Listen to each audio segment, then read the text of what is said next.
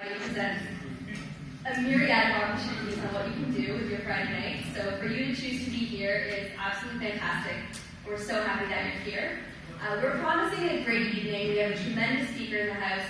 We're going to have some networking opportunities afterwards and a chance to hopefully reconnect with some people that you don't see on an everyday basis. The first thing I'd like to do before we get started is to extend a huge thank you to our sponsor, Royal Bank of Canada. We have Mo Under here from Dominion Securities, who's the Vice President there, and we have Heather Gavad, who's in commercial banking. So thank you so much for sponsoring this event and for being here. Our event today is organized by the Pakistani Professional Foundation, and we're also collaborating with the Institute of Chartered Accountants for Pakistan, the Canada chapter, and the Robbins School of Management. We're so happy that you're supporting this event, and we're very lucky that you're on board.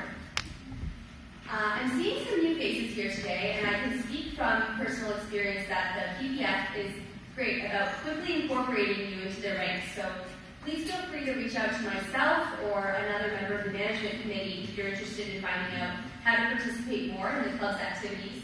For me, I responded to an online ad that said, more girls or more young people needed to increase diversity ratio. I said, that's great, that's me.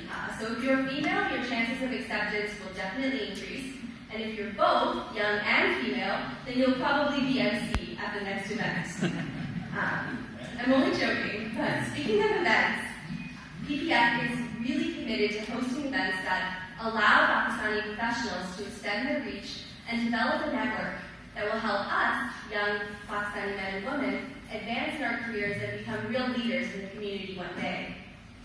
As well, there's people who immigrate and come to Canada that have a Pakistani background, and PPF is really committed to ensuring that there's coaching and mentoring opportunities as well. So if you'd like to get involved as a coach or mentor, we appreciate that immensely. So feel free to reach out to us as well. An event like today, however, provides an opportunity to us who have been in Canada for a few years to expand our network and also gain some knowledge on a topic that can help us connecting with the people we work with, connecting with our clients, and better understanding the Canadian business and geopolitical environment in which we live and work. My professional background is actually in forensic accounting and business intelligence, so I can attest that it is super, super important that in today's marketplace we understand how issues like foreign policy or homeland security can really impact a corporation's growth strategy or even their day-to-day operations. Tonight, our speaker is well-versed in those issues. Kamran Bokhari will share his views on our geopolitical environment and impact in Canada. He has just completed his PhD from the University of Westminster. His research was in moderations amongst Salafists and jihadists, which is a very interesting topic, and I'm really excited to hear about that. He's also a senior analyst with the intelligence firm Geopolitical Futures and a senior fellow with the Center for Global Policy. He teaches courses on national security and foreign policy to Canadian military, intelligence, law enforcement, and other government officials at the University of Ottawa Security and Policy Institute. Kamran is a fellow with the Program on Extremism at George Washington University. He has served as a senior consultant with the World Bank and has briefed various U.S., Canadian, and UK government agencies, published thousands of academic, theoretical op-ed articles, and has presented papers in international academic and policy forums. He has given hundreds of interviews to leading global media, including the New York Times, the Washington Post, Wall Street Journal, just to name a few. So Kamran will give a speech, and following that, we will be joined by our moderator of the question and answer session, Sahar Fatima. Sahar, who holds a journalism degree from Ryerson University, will help guide the discussion and offer her views based on her experiences as an editor for the Toronto Star's tabloid edition. She has previously reported general news for the Globe and Mail, the Star, and the Canadian Press, covering everything from elections, shootings, terror-related deportations, and a controversial education curriculum. So with that, let's give a round of applause to Kamran to kick off tonight's program.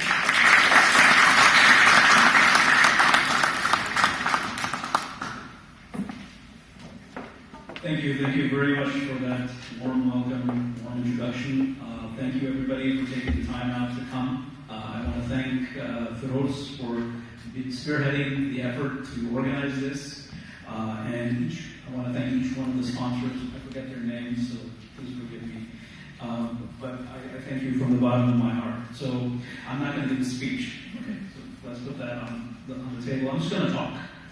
And I want to talk about how to make sense of the geopolitical environment that we deal with as Canadians.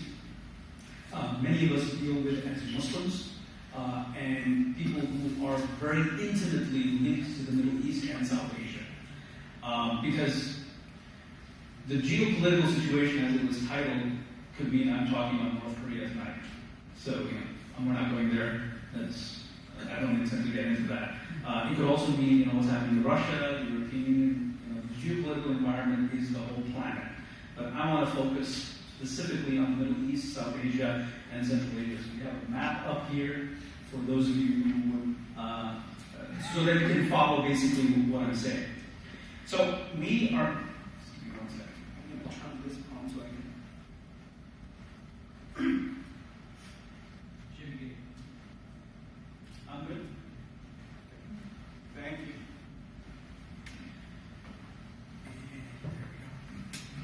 Can you hear me? Okay, perfect.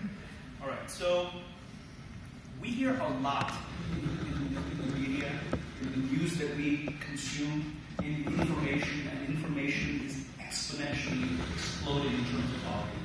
I remember a time, and we'll give away my age, when there used to be a newspaper that published the next day, and there was Time Magazine, if you really wanted to get into a magazine, or the Sisqat News.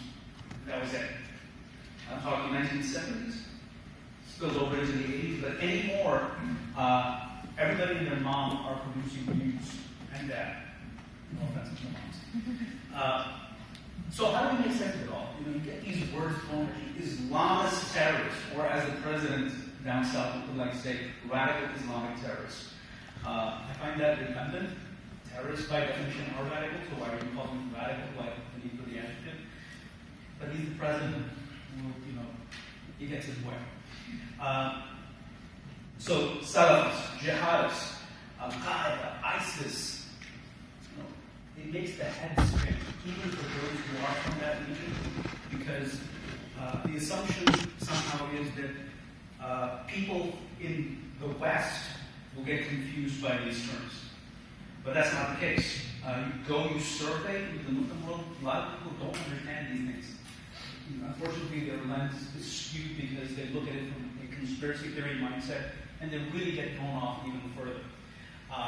Conspiracy theory is not something that is just limited to the third world. There is a lot of conspiracy theory on this continent, and we can get into that later. A lot of those people voted for the current president, and we can talk about that later. But so how do we make sense? How do we make sense of all of the noise, the hundreds of militias that are running around in Syria, bombs going off in Europe, in Russia, in Central Asia now, extending to Southeast Asia? How do we make sense of that? So I want to provide this evening with a framework. And I claim, and it's up for debate, you don't have to agree with it, I love criticism and feedback, that there are three things that we understand, and they're interplay. Then we can understand and we can absorb pretty much anything that is being thrown at us through the news.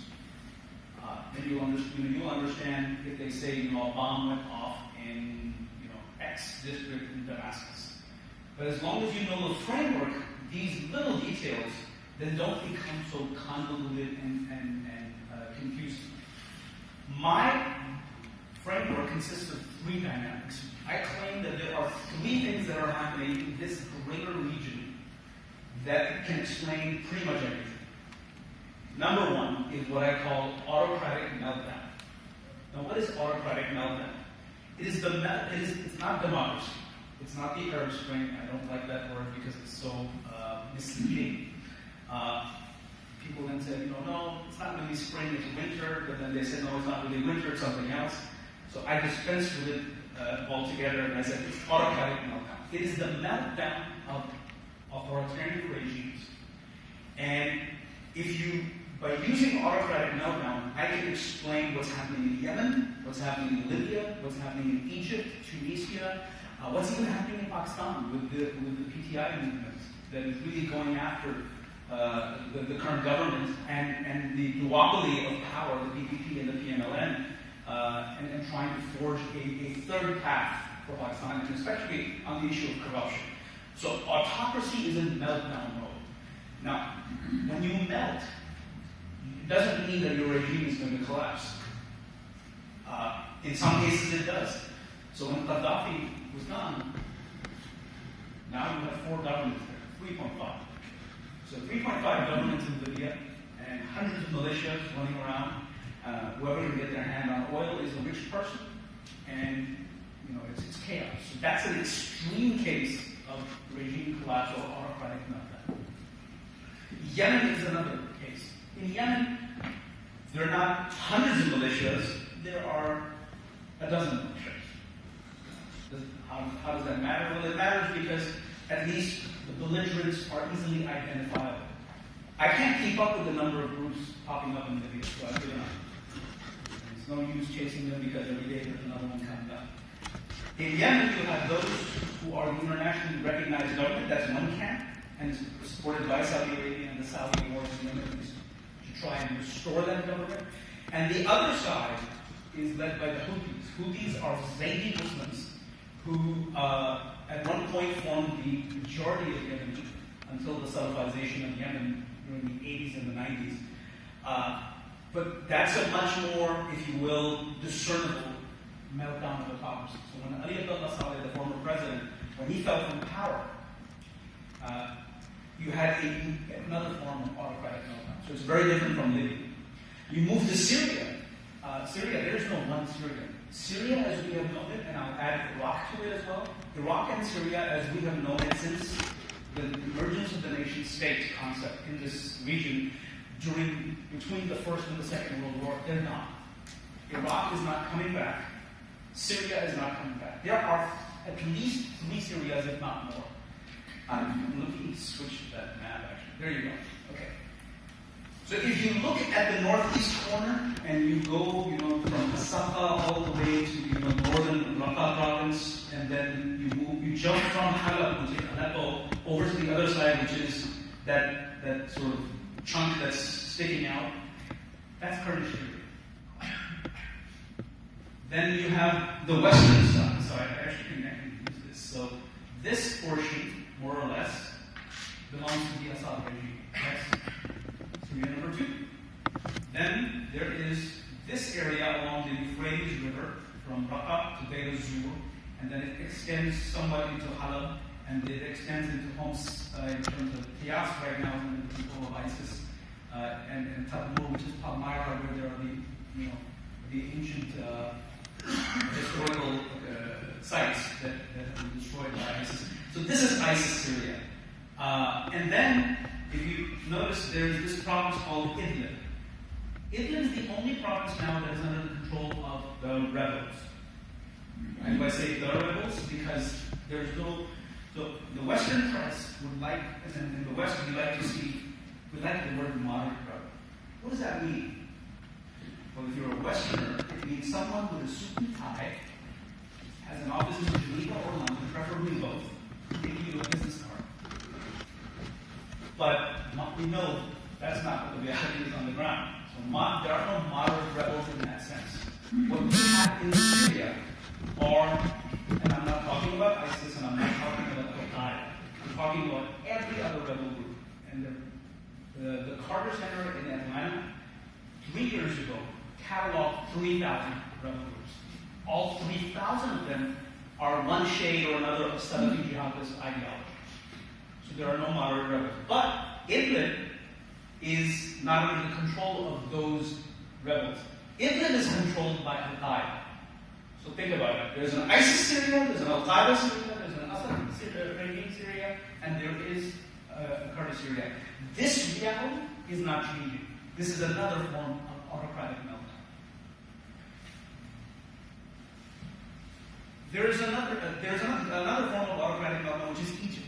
So in Egypt, People thought, oh my God, there's a revolution, Mubarak is gone, and now we're on the road to democracy. Well, guess what? It was the road to democracy. We only found out until 2013. Some of us, who eat, sleep, drink, sleep, all of this, we knew it from the beginning that this is not going to be a democratic state. Why? Because the regime never fell. The regime was the military. Mubarak was eased out. Mubarak didn't leave because people came out in Tahrir Square. Mubarak left because there were people saying he refused to leave. He only left when the military said, "Sir, here's your vacation package, retirement package. Why don't you go away? And we hope not to find anything against you, otherwise we're going to have to put you in jail." That's how that Mubarak left. That's another form of autocratic meltdown. Mubarak's departure is significant because for the first time since 1952, when the military regime, modern Egypt, nation state was formed, the military cannot run it alone. But the military is looking for allies. And the military is having a hard time. Why? Because there are 90 million people in that country. Their reserves have gone down tremendously from, they're like almost 15, 16, they're hanging over there, and that's like 3.5 months worth of imports. That's $15, $16 billion. There is no economy. Egypt is totally dependent on aid. And a lot of the aid is coming from Saudi Arabia and the Gulf states, or at least used to. And now they've signed a package with the IMF for $11 billion. We'll see how long that lasts and how quickly they'll be able to get out or not. My theory is they're not getting out. And that's another form of autocratic meltdown. So the order that we were used to with Mubarak, with Gaddafi, with Ali Abdullah Saleh, with Saddam Hussein and all those people, Hafiz al-Assad and then Bashar al-Assad, that order is gone. And that autocratic situation has melted down, and it's still melting down. Tunisia is another case of autocratic meltdown. Probably the lone success story, but it isn't that successful. Well, yes, Islamists and secularists are working together in the form of a democratic government, but the economy is in shambles, 40% unemployment, and even yesterday the Prime Minister got booed out of the town because he went there to give a speech, and the crowd came out and they're angry, and there are protests happening again, and God knows what's going to happen to that country. Then we have the monarchies, Saudi Arabia, and the small, tiny little statelets, as well as Jordan and Morocco. They have so far stayed away from the contagion. They have been immune to it. Not exactly, but for now, they seem to be resistant. But we'll get into that, and I will explain why that's not going to be the case moving down the line. So there's autocratic meltdown. So if you keep that in mind, let me jump over to the second point, or the second dynamic that is driving events in the region. And that's called jihadism. We're more familiar with that, so I'm not going to spend a whole lot of time talking about it. There used to be Al-Qaeda, now we have ISIS. We've already talked about how ISIS is running Iraq and Syria. Plus, there are multiple militias all over the place that are of one Salafi jihadi persuasion or another. And that dynamic is taking advantage of autocratic meltdown. Autocratic meltdown is providing for large swaths of ungoverned spaces. Those ungoverned spaces become safe havens for these groups, and they proliferate. And so that's the second dynamic. So autocratic meltdown, jihad. Third one is called geosectarianism. What do I mean by geosectarianism? It is essentially sectarianism, the Shia-Sunni conflict, on a geopolitical scale. Here I'm not talking about the religious divide, how you pray, how you fast, or whatever. It doesn't matter at that level. At this level, when it becomes a geopolitical struggle, the Shia and the Sunni represent almost like ethnic categories.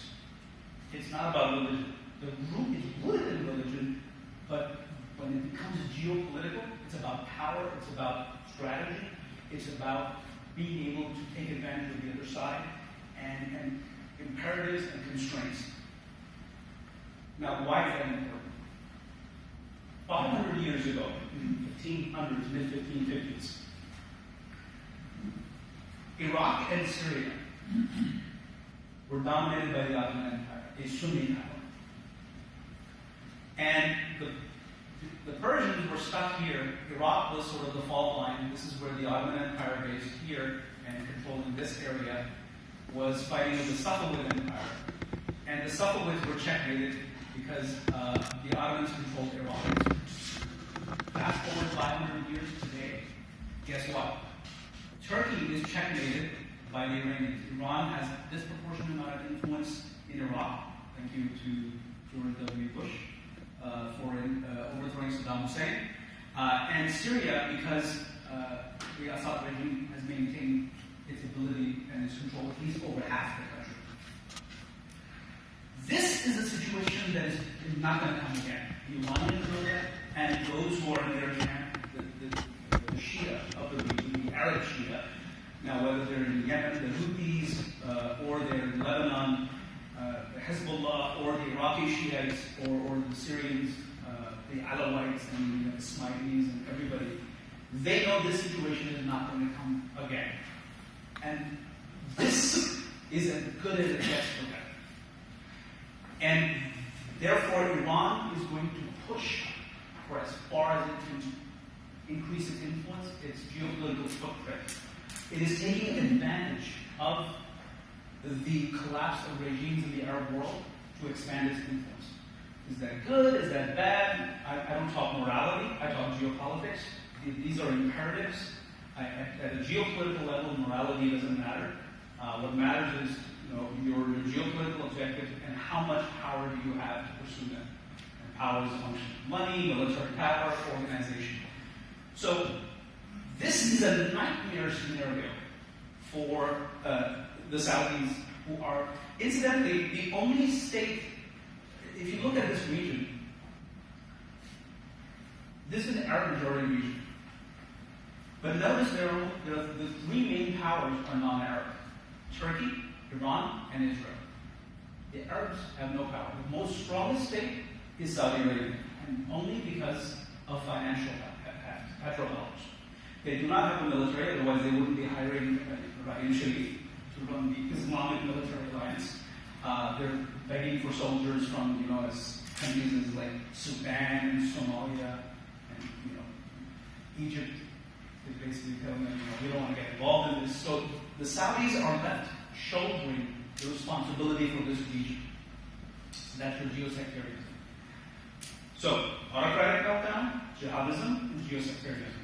Now let's talk about how they combine in permutations and how they feed off of one another. Autocratic meltdown, as I already said, allows for jihadist groups to proliferate, to expand. We've seen that the ISIS, so-called caliphate, did not emerge because there were strong states. It emerged because there was a vacuum. Geosectarianism also benefits, as I said, from the hollowing out of the Arab world. The Arab world is hollowing out. There is no center. Egypt is a basket case. Saudi Arabia is going broke. And we can get into that in the Q&A. And so geosectarianism is also benefiting from autocratic meltdown. But here's the catch. Jihadism further gets empowered by geosectarianism. How? The Shia-Sunni thing goes geopolitical, but at the operational level, when you have militias fighting each other, they fight each other for religious reasons, for religious zeal. The more the Shia expand, the more the Salafi Jihadi gain space, recruits to fight back. And Saudi Arabia's efforts to contain Iran is not containing Iran, but it is empowering ISIS. So the militias that the Saudis deploy in Syria and back them, they start out as pro-Saudi militias, but then it's like a spectrum. You run from moderate rebels all the way to ISIS. And it doesn't take long for those militiamen that you dispatch with guns and money and ideology to make their way to ISIS. Because there's not much of a difference in ideology at the end of the day. If you look at the history of Saudi Arabia, the Saudi state was informed exactly in the same manner as ISIS Caliphate was formed in 2013-2014. So, what is happening? Geosectarianism is empowering jihadism. But the reverse is also true. Jihadism empowers geosectarianism as well. How? Iran is enemies of the United States.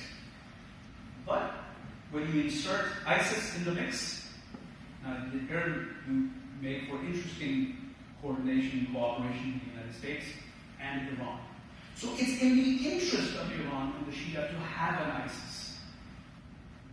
So yes, there are enemies, but it's in the interest of Iran to have that. Why? Because as long as there is an ISIS, the United States will not look at Iran as this major thing that has to be confronted. In fact, the United States will cooperate with Iran to counter the ISIS phenomenon. This is what is happening. So nobody from the State Department, Sean Spicer, will not come on record to say that, hey, our guys in the Iranian military were coordinating in Iraq against ISIS in Mosul. But that's exactly what is happening. The Iranians will not say that because the Iranians call the Americans great Satan. So it's funny how rhetoric is one thing, reality is something very different. There is no way that the United States and Iran, and I can get into the details and I can explain this at a tactical level in Q&A if you guys are interested. There is no way that the United States is supporting the Iraqi government, Iraqi forces, who are also supported by Iran, and the Iranians and the Americans are not talking to each other. It's just militarily, from an intelligence point of view, it is not possible.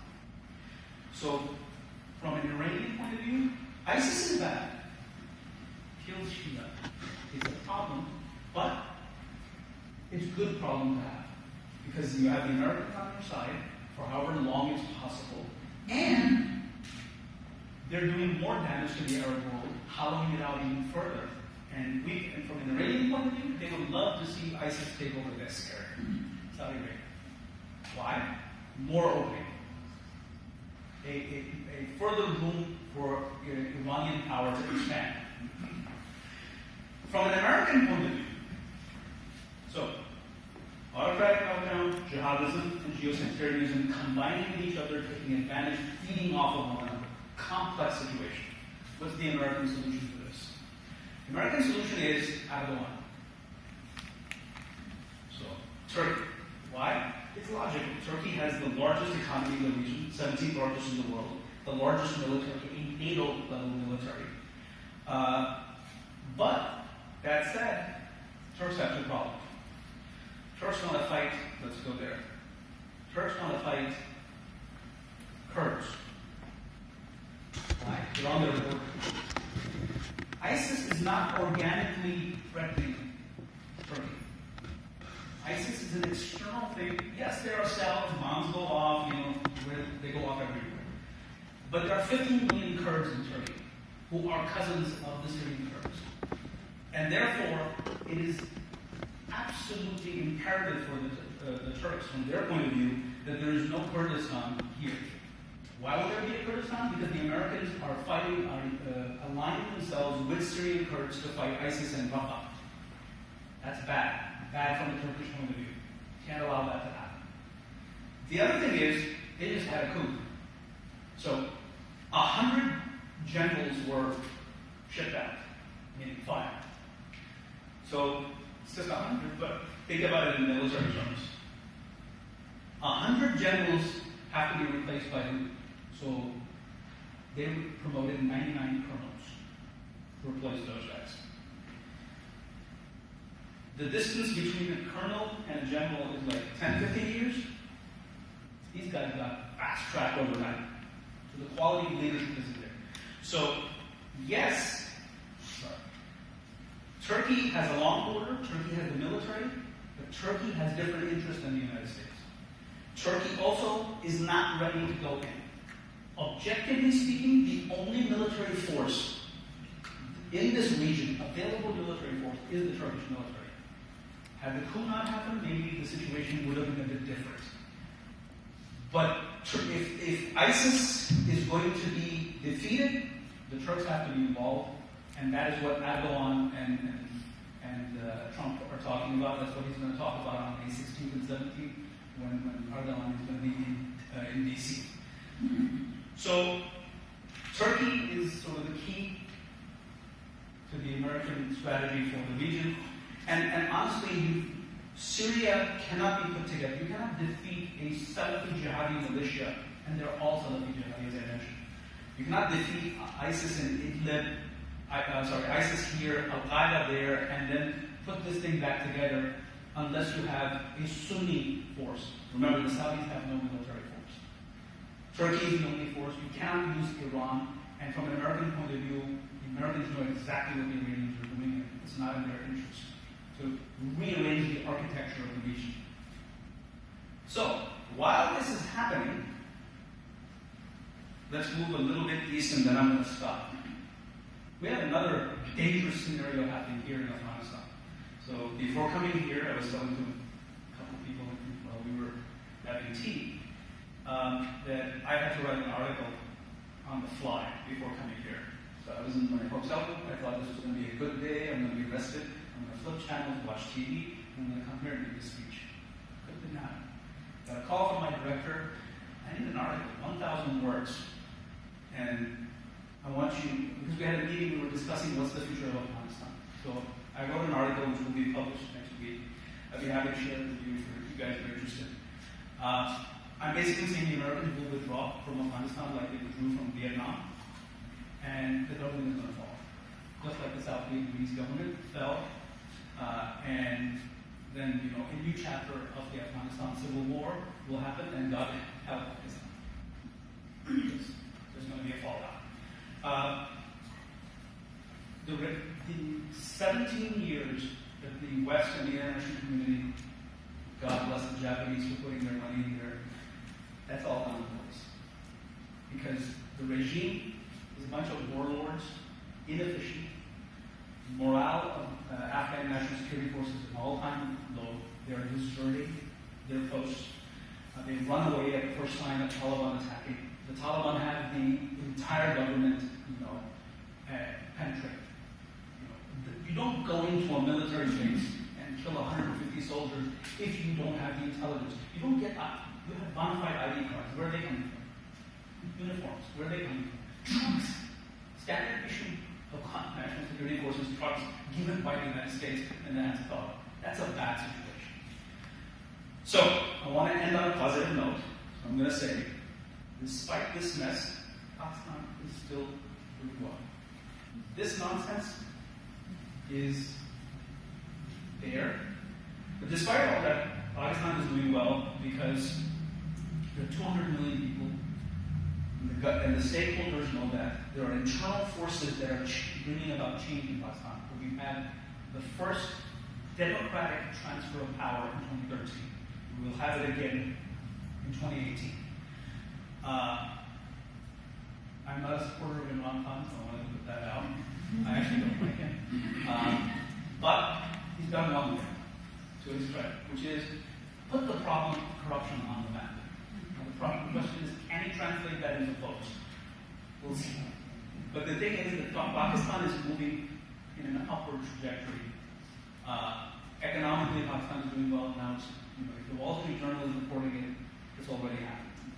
They're late to the game, but that's good news. The Pakistan problem, so civil military wise, the military is not going to, this military is never going to do a coup. Well, never say never. It's not going to do a coup, for the foreseeable future. And if present trends continue, I think we're going to muddle through, and this is good for investment. Will Pakistan's problems be solved? Will the extremism go away? No. It takes time. But the trajectory is on the upswing. The question is, how are they going to manage the monstrosity that is going to flow out from here? And that, because right now, they're still dealing with, it used to be called now it's called something else. And so that's good. They don't have a solution to the extremism. And the extremism is also a problem because the extremists say, I'm an Islamic State. Pakistan says, well, we're an Islamic Republic. Then they debate. And unfortunately, the people who are the bookkeepers of Pakistan's identity can't make an argument. And that's why that empowers the extremists. That problem is there, but social and economic problems are forcing change. And I've seen this at the micro level as well, but the macro level indicators are good for now. If the Chinese are putting $46 billion, yes, they're giving it to their companies, they're not giving it to Pakistan, but even then, if they're investing $46 billion, it means the Chinese are not stupid, they see something. So it's not just me, it's not just the Wall Street Journal, the Chinese are doing it, they're putting their money where their mouth is. So, autocratic meltdown, jihadism, geosectarianism, and then Turkey and Pakistan. I'm going to stop right there.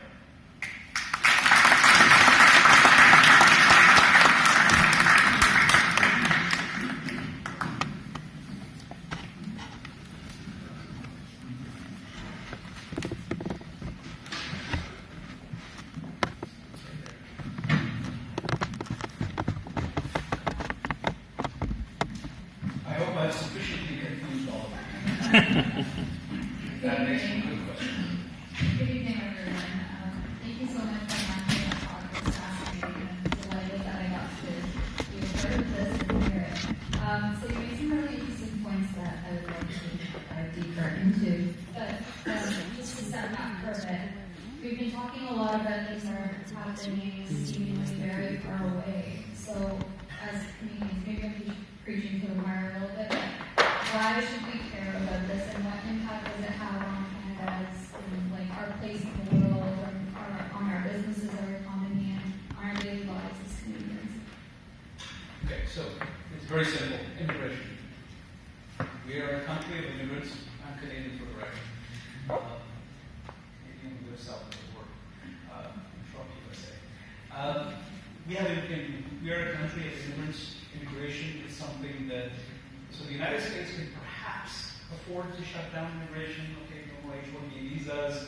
We can't do that. We're just too small. And immigration means people are going to come from those countries, from that region. People are going to be affected. There are going to be people going to be coming from places in Southeast Asia who are affected by that. And that will affect Canada. Globalization, social media. We have the problem of extremism coming through cyberspace into this country. Yes, there are those who are mentally ill and whatnot. It's a complicated phenomenon. But there are business ties. Canada is, I was happy to hear that Canada was going to go and talk to the Iranians to say, guys, you planes, Bombardier is going to sell them. So if Bombardier is going to go do business there, they need to know what they're getting into. So there are many reasons why we should care and why it directly affects us. I mean, the old world is long gone. I don't even know if that old world was so disconnected, if you will. Yes, there was no internet, there was no technology back in the day, but even then the British Empire formed because they were able to navigate globally. So I think that the fact that we live in a globalized world, we are a small country, that is heavily dependent on the United States for intelligence, for military purposes. I've been advocating for many years that the Canadian government establish a dedicated foreign intelligence service. Why? Because we're a country of immigrants, and we need to know where people are coming from, what is the situation over there, and how we're going to handle them when they come here. We already have a problem where our immigration policy and our job market are out of sync. We also have a problem of immigrants coming here and not integrating into mainstream Canadian life. For that reason, these things matter. We need a dedicated foreign intelligence service, and we need to desperately increase the size of our military. It is at a very pathetic low called 65,000 active duty officers. That's low for a G8 country. And for the world that we're living in, we really need to increase that. That's just my right of center politics. I'm going to stop right here. So what would you like to see Canada do, and how are Western countries like Canada supposed to decide who they should support? You're saying there are 3-4 different Syrias, 2.5 different Libyas. How do we decide who we're going to support in these conflicts? So we don't have the choice. So often assume that we have the choice. The political leaders, when they say something, that they will do it in an election campaign. and then we find out they didn't do it, it's not because they double-crossed the people who voted for them, it's because they can't do it. So we have to work with what we have. In my opinion, there should not be any effort to topple the Assad regime. The Assad regime, as evil as it is, as monstrosity as it is, killing 400,000 people, we will forget the atrocities of the Syrian government if that government falls and ISIS and the hundreds of other militias, including Al-Qaeda, they have a field day. We will forget 1992 Kabul, Afghanistan, that produced the Taliban, and then produced Al-Qaeda, that produced 9/11. This will be a complete disaster. So we should not support efforts to topple. We should put pressure on Assad. We should work with the Iranians. We should work with the Russians, which is something that the United States is doing as well. And we need to have a better relationship with the Trump administration. Yes, there's friction over NAFTA and whatnot, and the president loves to tweet every morning that, I told him that we're going to rewrite NAFTA. Yes, don't follow what people say, let's look at what they're going to do. So I think that it's not what, we don't have a choice. We have to work with what we have, and our interests have to be determined by pure analysis as opposed to opinions. So since you mentioned the elephant in the room, Donald Trump, do you think he or even his advisors have a firm enough grasp of these issues that you've been discussing? 110% yes. And That's controversial, but I'll explain why. So when you run an election, you promise everything under the sun. You have to, especially if you're Donald Trump, who's neither a Republican, neither a Democrat,